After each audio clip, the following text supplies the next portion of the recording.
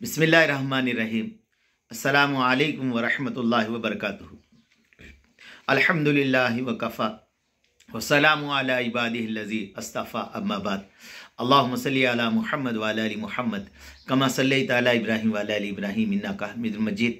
अल्लाहुम्मा बारिक अला मुहम्मद व अला आलि मुहम्मद कमा बारकता अला इब्राहीम व अला आलि इब्राहीम इन्नका हमीदुम मजीद।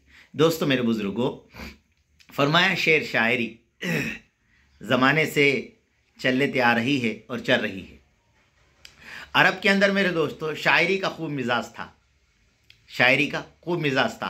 आका अलैहिस्सलाम एक शादी के अंदर गए जहाँ पर कुछ औरतें शायरी गा रही थी, पढ़ रही थी।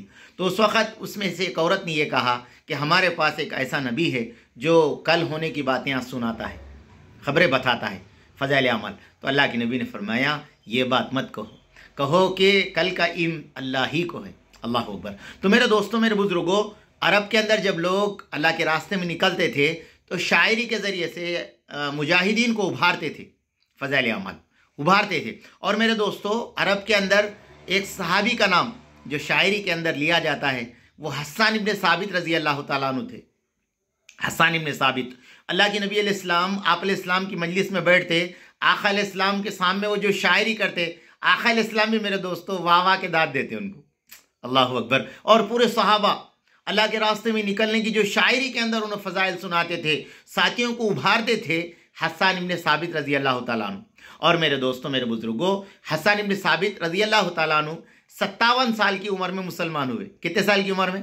57 साल की उम्र में। और मेरे दोस्तों 57 साल की उम्र में दुनिया से चले गए। 114 साल जिए, 5 मिनट का मदरसा।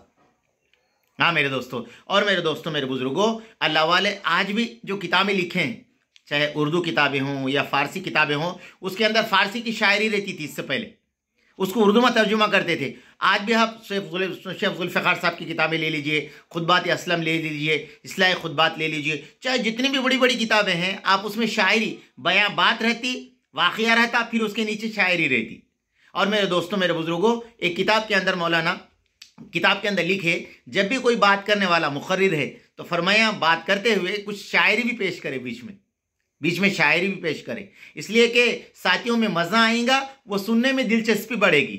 और मेरे दोस्तों, मेरे बुज़ुर्गों, हमारे हिंदुस्तान के अंदर हमारे हिंदुस्तान के बड़े मशहूर शायर मिर्ज़ा बैदल, हिंदुस्तान के मशहूर शायर मिर्ज़ा बैदल मशहूर नात ख़्वाह और फ़ारसी शायर थे। और हमारे हिंदुस्तान के अंदर मेरे दोस्तों उस वक़्त फ़ारसी की बात भी बोली जाती थी, ज़बान भी चलती थी।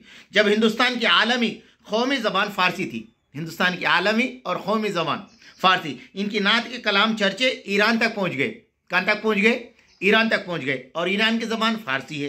कलाम पसंद आया तो साहब कलाम को देखने का शौक़ पैदा हुआ।